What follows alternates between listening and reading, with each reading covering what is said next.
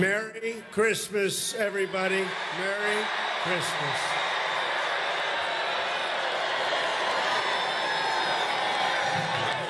I'm here today for one main reason, to say thank you to the incredible people of Pennsylvania. Thank you. Thank you.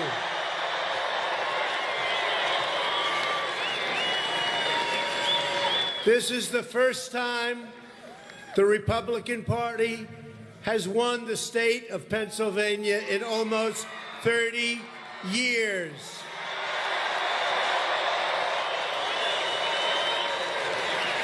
We made history together. You propelled to victory a grassroots movement, the likes of which the world has never, ever seen. It's true, true. Your drive, your dedication, and your love for your country pushed us across the finish line. And boy, did we get across that line, right? The patriots in this arena tonight stood up for themselves and for their families and showed the whole world that the American people still run our country.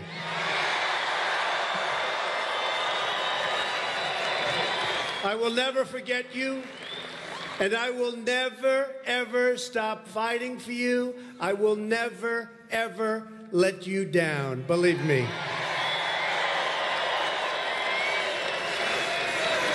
What a state. What a state. Well, I went to school in Pennsylvania, right? So let me take a moment now to recognize your great congressmen in attendance tonight. They were with me from the beginning. Lou Barletta, where's Lou? Where are they?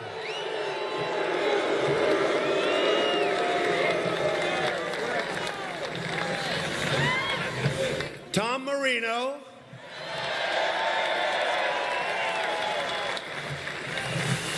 And Tim Murphy. And I just see in the audience, I didn't know he was here, Jeffrey Lord. Oh, he fights so hard. Oh, that Jeffrey. It's so unfair. They stack up 7-1, but he handles it. CNN, they stack it up against him. They stack it. They are not happy with the results of this election, and it was a stampede. Uh-oh, their camera just went off, folks. Jeffrey, their camera just went off. I also want to give a very special thank you to the men and women of the United States military. Incredible people. We are in your debt, and we will never let you down. As part of our commitment to those who serve, we're going to rebuild our badly depleted military, and we are going to finally take care of our great veterans. We're going to take care of them. Believe me. Our defense policy can be summed up in 3 very important words: peace through strength. And we're going to get the military going, folks. And we are going to negotiate tougher deals. Do we agree? Where we get more equipment for less money. For instance, you saw the other day about an airplane. Now, I have a nice airplane. But this plane is going to cost $4.2 billion. Air Force One. I don't want a plane to fly around in that costs $4.2 billion, believe me. 4.2. Not going to happen. But we're going to work with Boeing, and I didn't order it, please remember this. But we're going to work with Boeing. We're going to cut the price way down.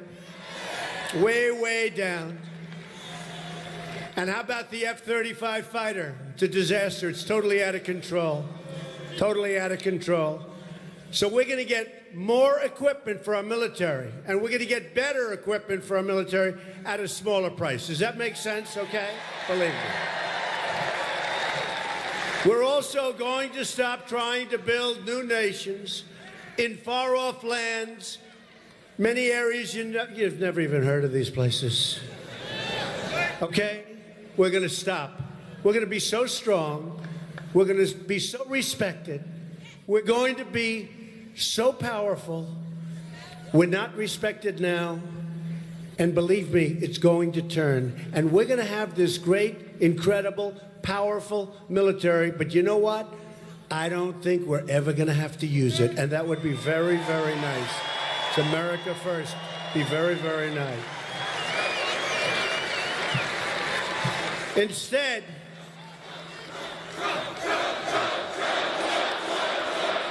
thank you. Instead, my administration will focus squarely on the vital national security interests of the United States. And that means crushing ISIS and defeating radical Islamic terrorism. We're going to defeat it quickly.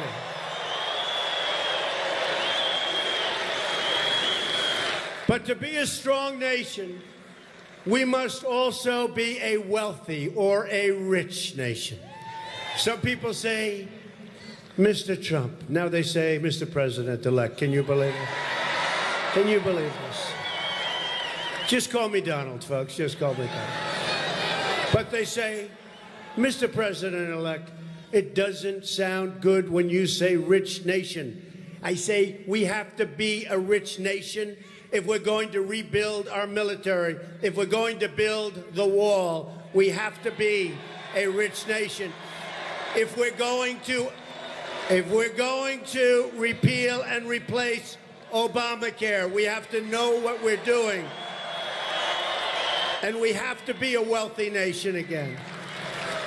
Whether it's building cars, producing steel, or curing disease, we want the next generation of innovation and production to happen right here in America, and right here in the great state of Pennsylvania. And I have to tell you about Pennsylvania. So, you know, they were all saying, you just don't win Pennsylvania. Everybody thought for years and years that they were going to win Pennsylvania as a Republican. They call it the bride that got away, right? This is such an important state, and they were saying he won't win it.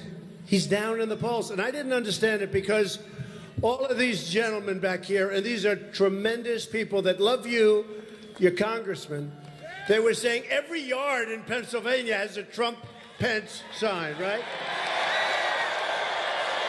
And we'd go to rallies, like, look at the size of this place. Every corner is packed. Now, the press won't say it. Hey, press, turn the cameras. Show them, please. Show them. Show them. World's most dishonest people. These are dishonest people. Are any cameras? No, they're not turning. Look, they never turn. They never turn. What a shame. Very dishonest people. Very, very dishonest people. You know, the only way you know how crowd, like you take a look at this crowd, right? The only way people sitting at home know is by the sound. By the sound. True. True. That is not the sound of 500 or 1,000 people, folks. And outside it's freezing, and we have 8,000 people standing out there listening. So, but Pennsylvania is an amazing place. And I've been hearing, and I don't know if you want me, because I know you've been listening. You know, what we're doing is a thank you tour. Thank you, Ohio. Thank you, Iowa. Thank you to the different places where we won, swing states mostly, but different places that we won. And by the way, we won in a landslide. This was a landslide victory. This was a landslide. And so we went to Michigan. How about Michigan and Wisconsin? How good was that? That was on top of everything. And you know, they didn't want to call Pennsylvania. You saw that, right? Remember? It was stuck at 99% all night long. And if I lost 100% of the remaining votes, I would have won by a lot of votes. But it was stuck for hours and hours. Now, I don't know if they did that because they were so devastated at what was happening, or because they wanted to keep it going because they were making it. You hear the audience they had? The audience was record-setting, and I think they wanted maybe to prolong the evening for commercial sake, right? But it's one of those two reasons. Maybe it's both. But I will tell you, and I've been going and I've been saying this. I said it the other night in Wisconsin. And if you want, I'll give you a little recap of the night. Should I or not? No, are you sure?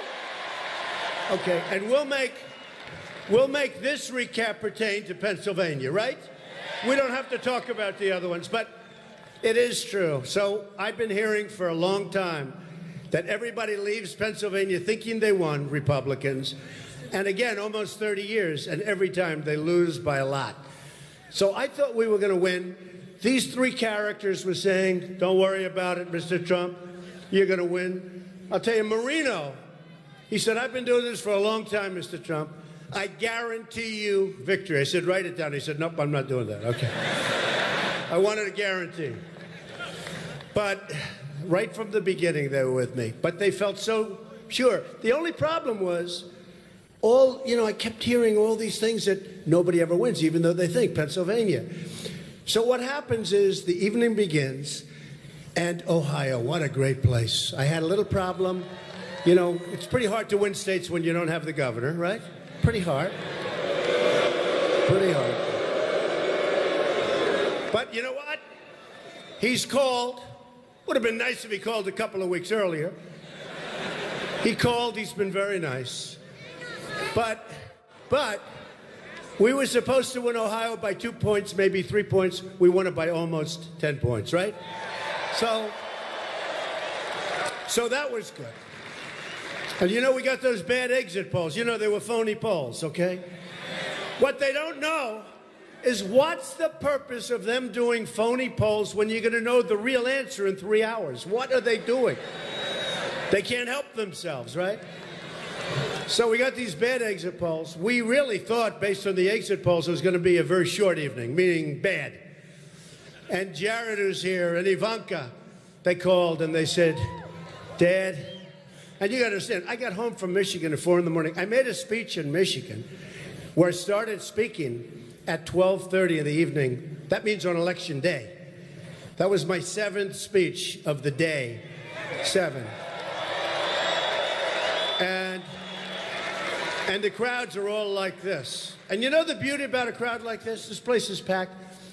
But there's a difference between before the election and after the election, right? Before the election, you people are like wild beasts, wild animals. We're going to win, Mr. Trump. We're going to win. They're screaming, jail, jail, prison. We're going to win. Right? Right? They're going crazy.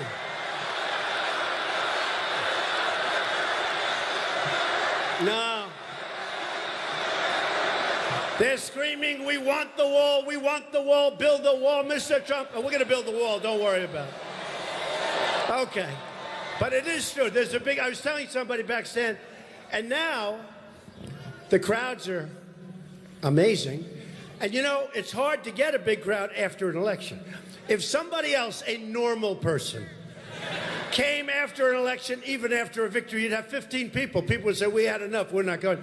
And this place is packed. This is a big stadium, by the way.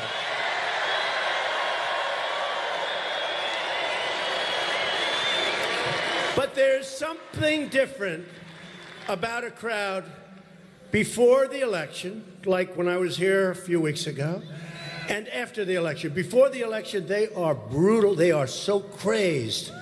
You're like crazed people, and that's good. I like that. And now, and now you're laid back. Hey, baby. Hey. Hey, onward, Mr. Trump, onward. Right? No, it's great. It's beautiful. In other words, you've won, and you feel great about it, and you don't have to go totally wild. Right? It's much different. No, it's much different. It's different.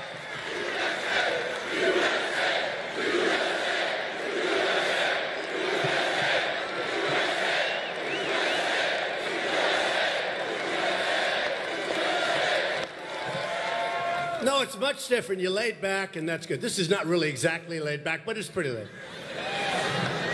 So we had to win Pennsylvania, but it started off with Ohio, big, big victory. And the one I like to tell is Texas, Georgia, and Utah, right?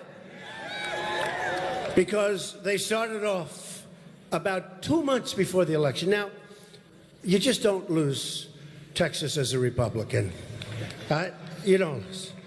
And you don't lose Georgia, and you don't lose Utah. I don't think Utah's ever been. Jeffrey, has Utah ever been lost? Just keep saying what you say. You know what he says? He's like Ronald Reagan. That's all he has to say. It's good. Donald Trump is like Ronald Reagan. We love you, Jeffrey. This guy takes such abuse on CNN. Do we love him? I hope he's getting paid a lot of money because he deserves it, believe me. But it's sort of incredible. But what happened is they're saying Texas is in play. Texas is in play, right? Is that Texas? I said, Texas has never been in play. And then I go to Texas, I make a speech, and we have an arena that's bigger than this one. It's packed, 10,000 people outside. And I say, how can it possibly be in play? But you saw it, right? So they say Texas is in play. Then they say Georgia. Now, Georgia, we're supposed to win by a lot. And they have me even, right? And then they say Utah. And in Utah, they have this character. I never saw a guy like this. No, I never saw a guy like this. This guy was, like, horrible. And they said, the third-party candidate looks like he's got Trump in trouble. And my wife looks at him and says, you're not going to lose. She knows more than these dishonest people. And they knew it. They knew it. They knew it. So what happens, you know what happened, because you watch it. They had a record audience, the biggest they've ever had. And it opens. The polls open. And now they're closed. And now they go on live all over the country, really all over the world.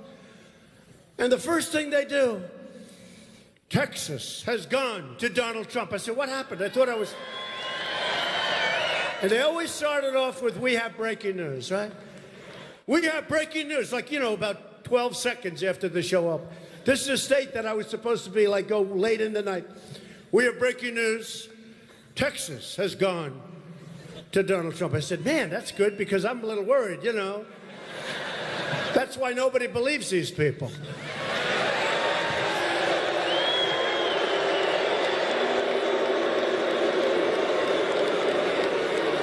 Then about 12 seconds later, we have breaking news. Georgia has gone to Donald Trump. Right? Then again, now my state of Utah, I love Utah. And I couldn't believe that I was tied with this guy. This guy. Nobody ever heard of him. Nobody. And he was saying, if he wins Utah, he thinks he can win the whole thing. I don't understand what we... I'll tell you, what he could have done is if he won Utah, except that we won by so much, he could have stopped us from appointing Supreme Court judges. That's what he could have done, all right? Bad, sort of a bad guy. So I watch this guy, and I hear that basically I'm tied in Utah. And the third one, they go, we have breaking news. Utah has gone to Donald Trump. Thank you. Oh.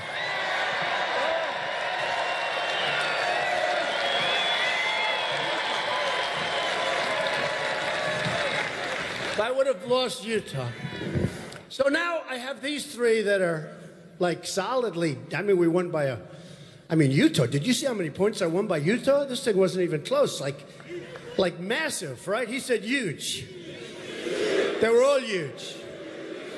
Okay, then they go to Ohio, then they go to Iowa, where I just appointed the great governor of Iowa, Terry Branstad, the longest-serving governor in our country's history, 24 years almost, to the ambassador to China. He loves China. That's nice. He loves China. In fact, whenever I speak in Iowa, he goes, this is for years. Donald, would you do me a favor? Please don't say anything bad about China. So what?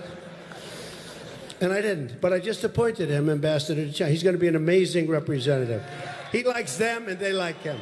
They like him a lot, and he likes them a lot. So now we start talking, Greg, because I was expected to win Ohio, but not by nearly as much.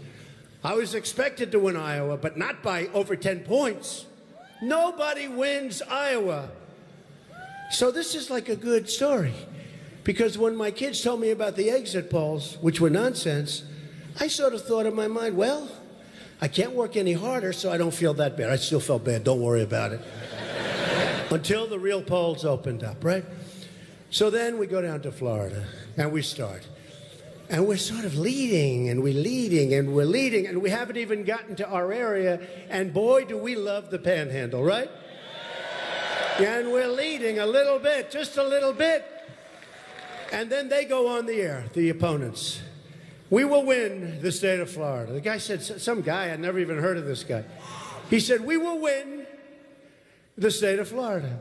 And I said, wait a minute, I'm leading by a little bit, and my voters haven't even been caught on yet, right? He knows what I'm talking about. So all of a sudden, they have another consultant come out. They probably paid this guy $15 million for destroying her campaign, right? These consultants are the worst. By the way, you know, in the old days, if you spend less money and win, that's a good thing, not a bad thing. That's a good thing. I spent much less money. We spent a fraction of the money and won. You know, I'd have these guys saying, Hillary Clinton has spent much more money than Donald Trump. And when I say much more, I'm talking seriously. And then they say much more money than Donald Trump. And Mr. Trump is ahead by 1 point, but he hasn't spent enough money. I'm saying they're scolding me. I've spent less money and I'm ahead. No, remember this for the kids in the audience. If you can spend less money and win, that's a good thing, not a bad thing. Okay. So we go to Florida, and all of our people are out saying how they're going to win Florida. And they're saying, we have no doubt. One guy said, we have no doubt we're going to win the state of Florida. And then there was a story about all the buses, you know, because they had this unlimited money, and they had buses lined up all over Florida. And you know who used the buses? My people. They got into the buses, and they said, go ahead. And they were all people with the red hat, make America great again.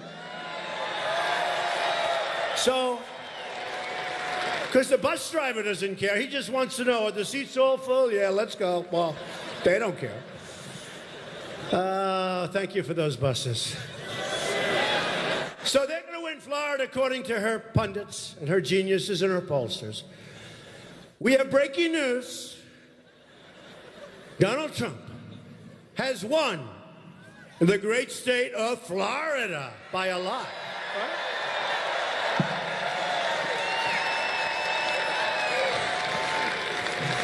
Then the same pundits get on. And I could tell you, because I had a great conversation with President Obama. And I said to him, no. Although this foolish guy, Josh Earnest, I don't know if he's talking to President Obama. You know, having the right press secretary is so important, because he is so bad the way he delivers a message. He can deliver a positive message and it sounds bad. He could say, ladies and gentlemen, today we have totally defeated ISIS, and it wouldn't sound good, okay? All right? I have a feeling they won't be saying it, but I know we will be saying it.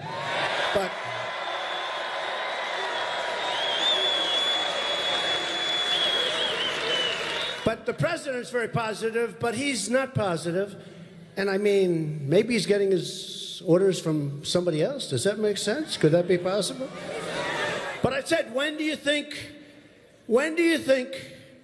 you lost, we won? And I will say this, look, from everybody's standpoint, when Ohio came out with those huge numbers, when Iowa came out with those huge numbers, and then huge, and then we won Florida. So now the pundits go out again, and they're talking about the great state of North Carolina. We love North Carolina, right? The great state of North Carolina. So they say there's no way. You have to see how much more money they spent than us. Oh, but those buses were comfortable for our people.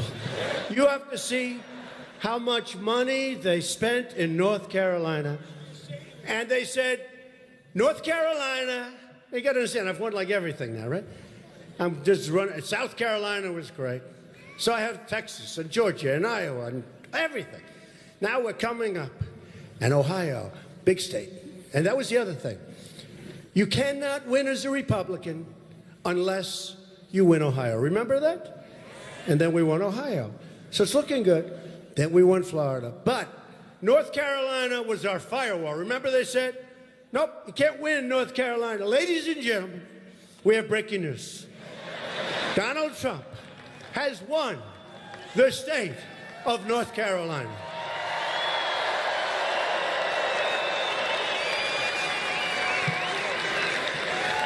And now you see these absolutely terrible, terrible, destructive people. They're getting a little nervous. They're getting a little nervous. John King, nice guy, he's got the map. He's good with the map. But his hand is starting to shake. You know, it's got... Oh, my God.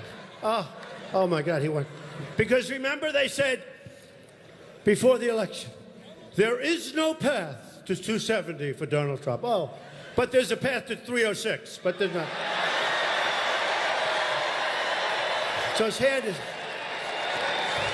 So now we win North Carolina.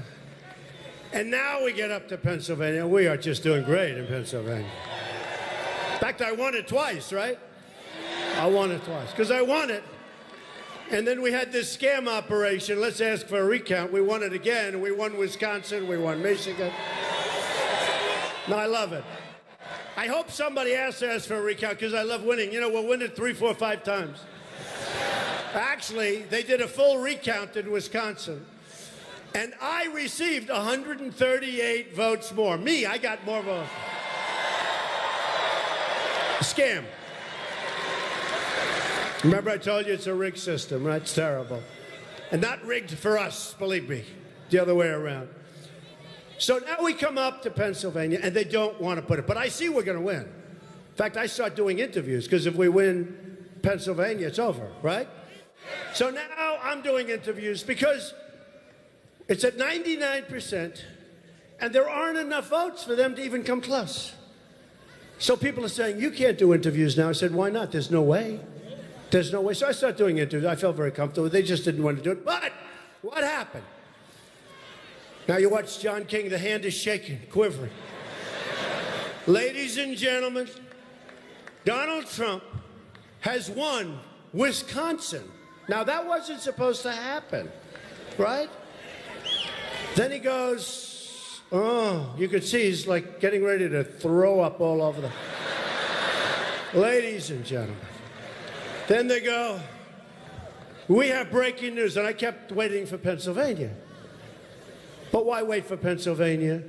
Because they said, ladies and gentlemen, Donald Trump has won the state of Michigan. Now they're going, whoa, whoa. Now, Wisconsin hasn't been won for 38 years. Michigan hasn't been won for about that or longer. I mean, it's like crazy. And I love Pennsylvania, but we didn't even need you guys. Isn't that terrible? Because they waited so damn long. They took all of your glory away, right?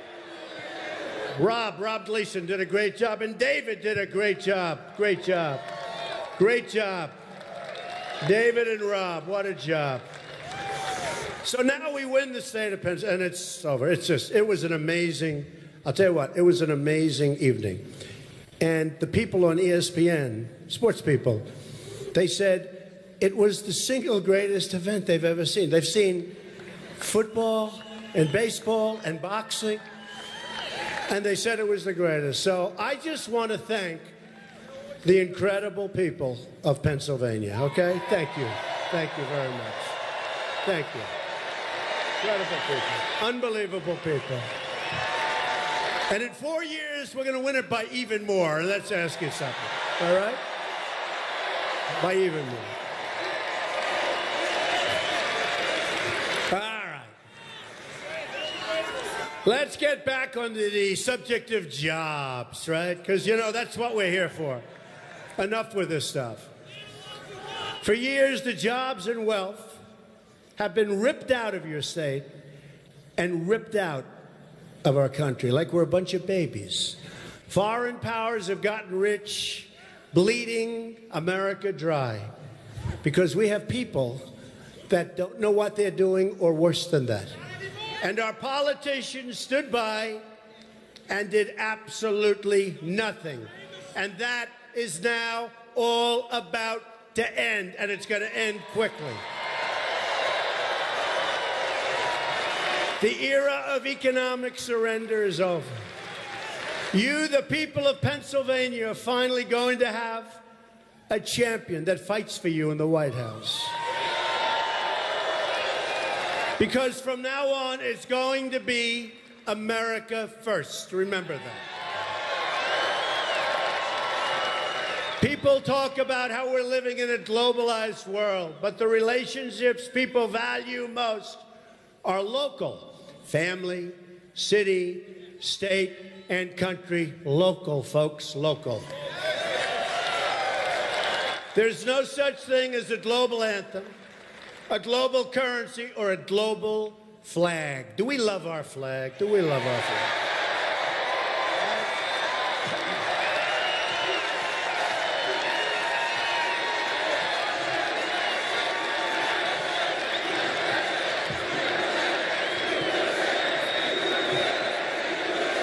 We salute one flag, and that is the American flag.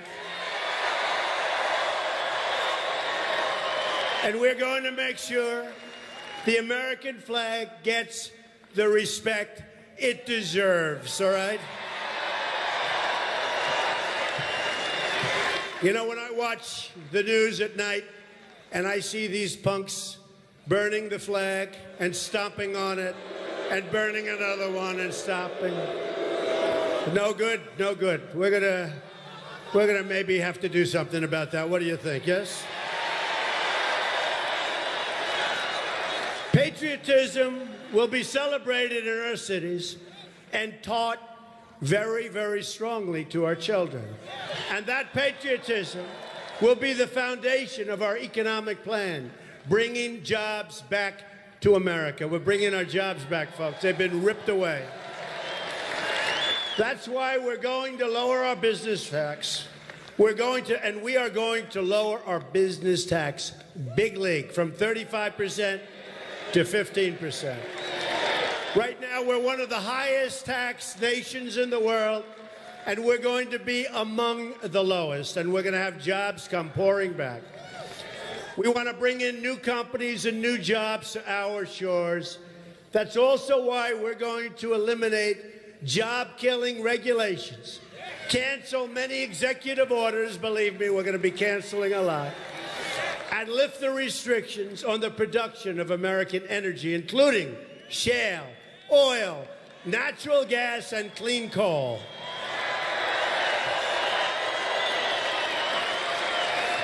And we are going to put our miners back to work, okay? Get ready. Get those shovels ready.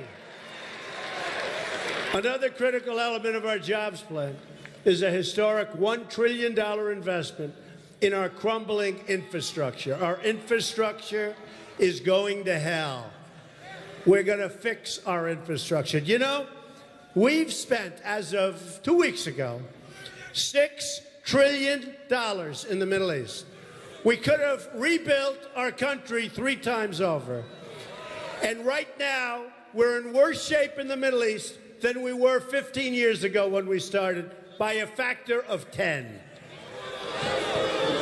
Our bridges are deficient, our roads are in disrepair, and our airports are like third world countries. I am asking Congress to support the construction of new roads, bridges, airports, tunnels, and railways all across our nation. We're going to do it. And we're going to build it on time, on budget, not for 3 times what it's supposed to cost. And we will put our people back to work in the process. It's time to help get Americans off welfare and back into the labor market. Rebuilding our country with American hands and American workers. We're going to rebuild our country. We're going to do it ourselves, folks. My administration will follow 2 simple rules: buy American and hire American.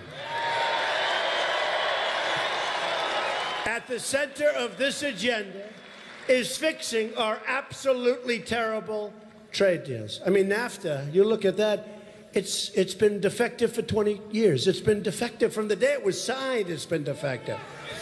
Pennsylvania, congratulations, because you're just about at the bottom of the pack in this, has lost more than 1/3 of your manufacturing jobs since NAFTA. Just about as bad as there is in the country. Although I must say, Michigan and a couple of other places have actually done worse. Okay, right?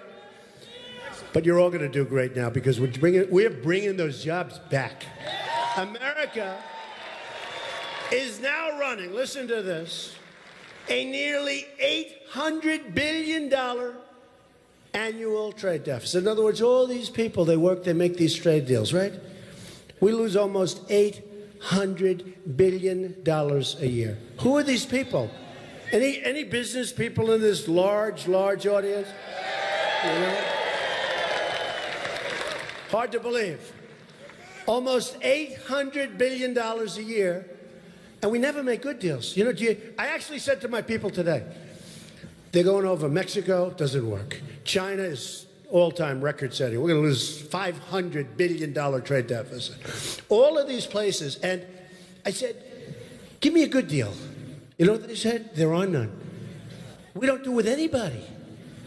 It's almost amazing that our country can even make it, but it's not going to make it for much longer if we don't get this thing going, okay? Now think of it. Think of it. It is so terrible.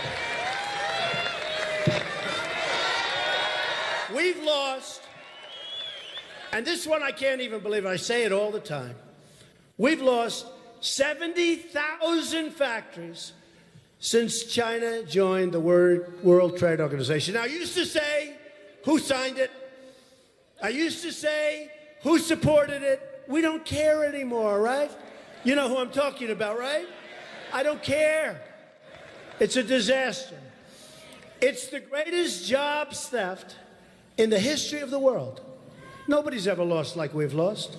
All because we got sold down the river by our either stupid politicians or corrupt politicians, all right?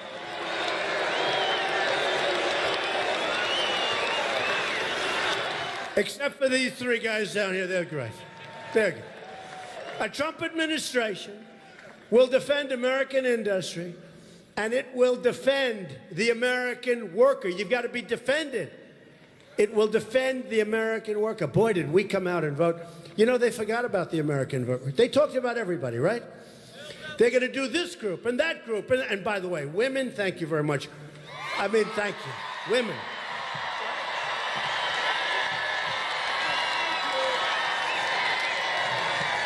Thank you, women. I was getting killed. These polls were killing me, the women. Donald Trump has almost no women. And then I'd come and I'd see these signs. Look at those signs. I'd see these pink, beautiful signs. We did great with women. We did great with the African-American community, so good. Remember the famous line, because I talk about crime, I talk about lack of education, talk about no jobs. And I'd say, what the hell do you have to lose, right? It's true. And they're smart, and they picked up on it like you wouldn't believe. And you know what else? They didn't come out to vote for Hillary. They didn't come out. And that was the big. So thank you to the African-American community. Thank you to the Hispanic community. Incredible. The Hispanic community was great. You know, they all heard the wall. Well, guess what? People that are in our country legally, if they're Hispanic, they don't want people coming in and taking their jobs. They don't want people coming in and taking their homes. They want to see safety. So the Hispanic community was fantastic. And the evangelical Christians, unbelievable. We set records, right? Set records.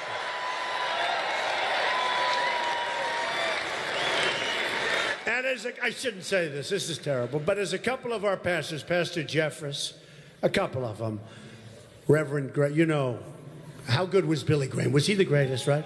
Well, he's got a son, Franklin.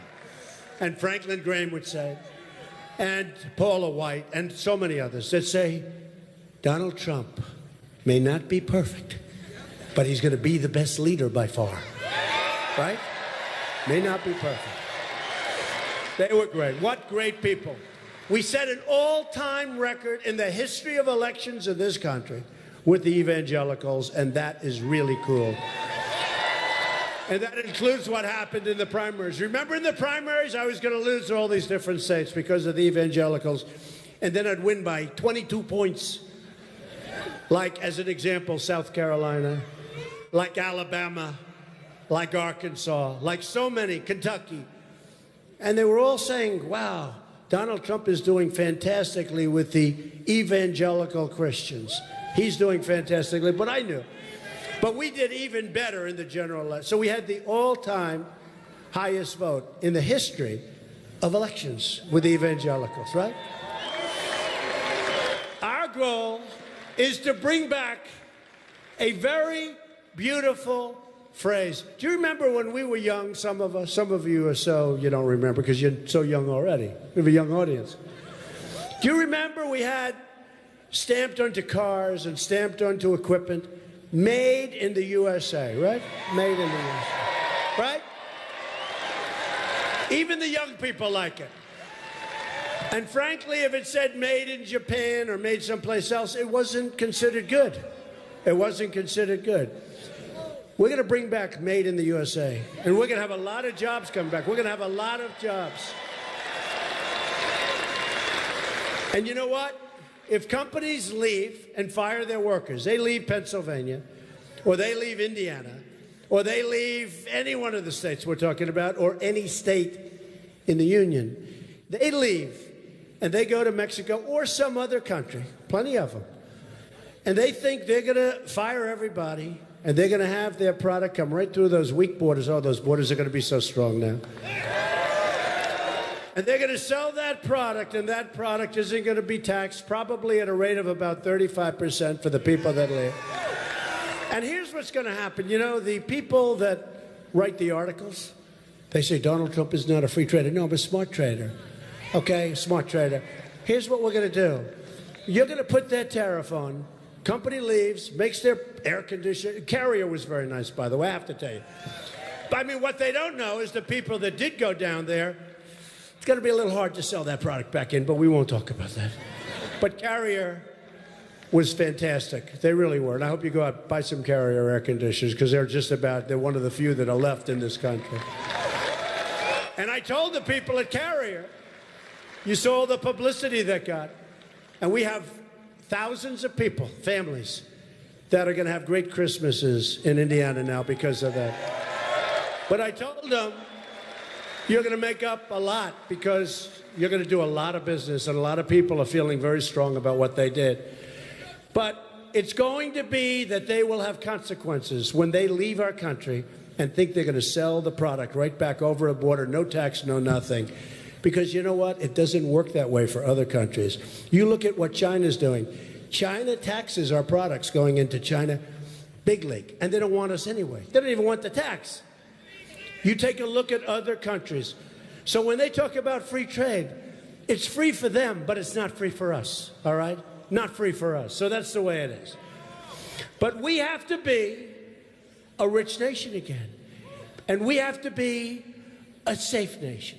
The murder rate in the United States is the largest that it's been in 45 years. Nobody knows that. They don't tell you that. Do you guys ever say that? No, they don't say that. They don't want to hear it. And we are going to support the incredible men and women of law enforcement. And we are going to bring this terrible crime wave to an immediate end, and it can go quickly. One of the greatest public safety threats remains open borders. I always say, there goes your safety, there goes your country. We will build a great, great wall, and we will put an end to illegal immigration. And we are going to stop the drugs from pouring into our country and poisoning the youth of Pennsylvania and every other state. We're going to stop it.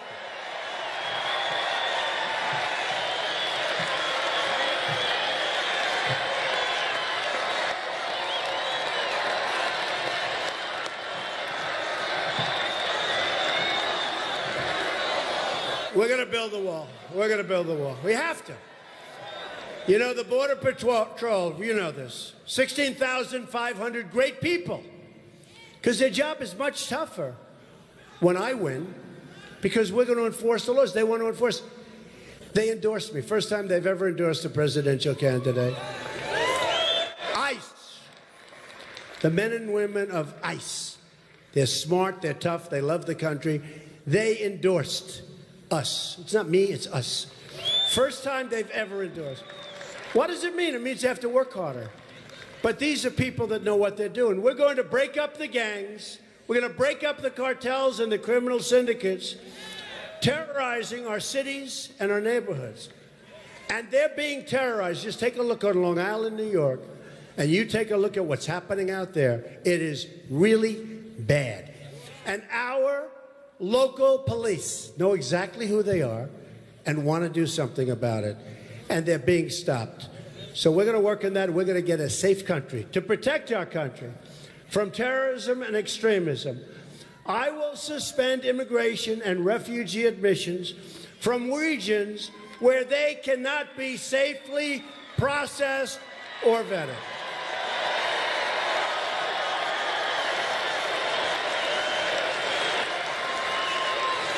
We will keep radical Islamic terrorists the hell out of our country.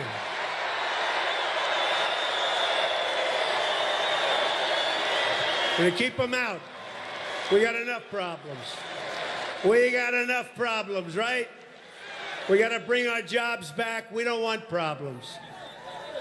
And we'll build safe zones in Syria. When I look at what's going on in Syria, it's so sad. It's so sad. And we've got to help people. And we have the Gulf states. They have nothing but money. We don't have money. We owe $20 trillion. I will get the Gulf states to give us lots of money, and we'll build and help build safe zones in Syria so people can have a chance. So they can have a chance. Ethics reform will be a crucial part of our plan as well. We're going to drain the swamp of corruption in Washington, D.C. Right? I will impose a 5-year ban on executive branch officials becoming lobbyists and a lifetime ban on officials becoming lobbyists for a foreign government. And I'll tell you what else I'm going to ban. When we have our purchasing agents giving out billions and billions and billions of dollars of contracts to the military and to all of these people where they're buying airplanes, where you see these tremendous cost overruns, take a look at the F-35 program. Take a look. And the people that gave out those contracts, give me a break. We're going to impose a lifetime ban on people that give these massive contracts out, or even small contracts. You want to work for the United States, you work for the United States. You're not going to go to work for the people that build these planes and people that do the drugs with all of the different things. You know, the cost of drugs in this country, we're about the largest purchaser of pharmaceuticals anywhere in the world. And yet we can't negotiate the price. I wonder why. You don't think it has anything to do with the drug companies. Well, we're going to open it up. We're going to face many challenges. But this is truly an exciting time to be alive. The script is not yet written.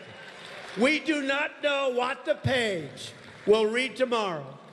But for the first time in a long, long time, what we do know is that the pages will be authored by each and every one of you and you.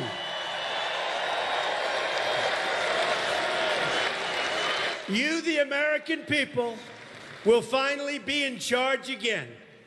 Your voice, your desires, your hopes, and your aspirations will never again fall on deaf ears. The forgotten men and women of our country will not be forgotten anymore. Remember that.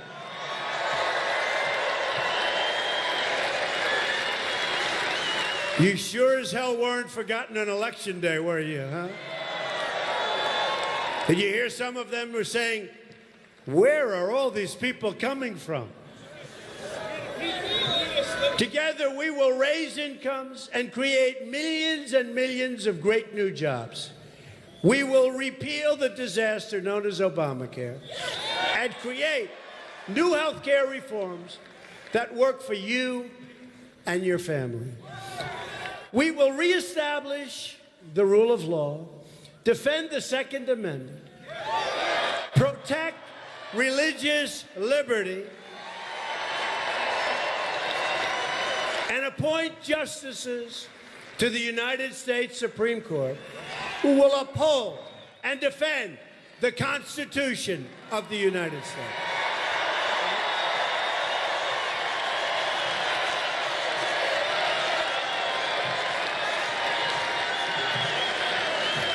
We will heal our divisions and unify our country. We will be a unified country again. When Americans are unified, there is nothing we cannot do.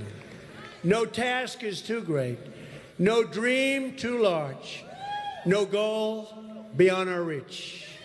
My message tonight is for all Americans, from all parties, all beliefs, all walks of life. Whether you are African American, Hispanic American, or Asian American, or whatever the hell you are, remember that we are all Americans, and we are all united by one shared destiny.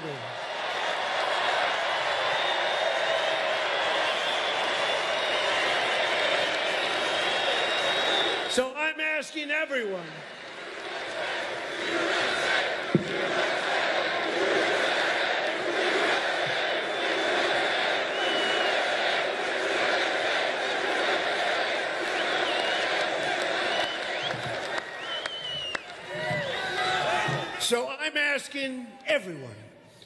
to join this incredible movement, and that's what it is. All over the world, they're talking about what's happening here, all over the world. Pundits have said, and I mean pundits that truly dislike Donald Trump, have said this is the single greatest political phenomenon that they've ever seen. And it's about you, it's not about me, it's about you. I am asking you to dream big and bold and daring things for your family and for your country. I am asking you to believe in yourself again, and I'm asking you to believe in America. And if we do that, then all together, we will make America strong again. We will make America wealthy again. We will make America safe again. And we will make America great again. Thank you. Thank you, Pennsylvania. Thank you.